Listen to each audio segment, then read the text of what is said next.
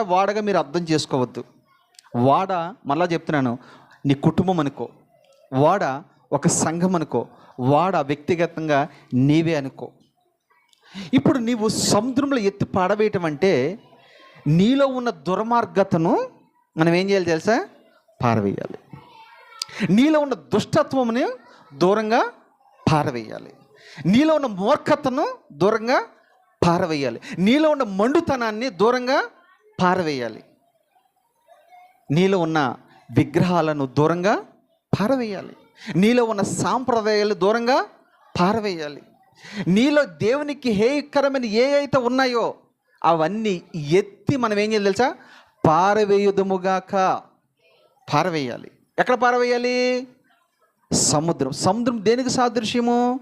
లోకానికి సాదృశ్యం. నీలో ఉన్నదంతా కూడా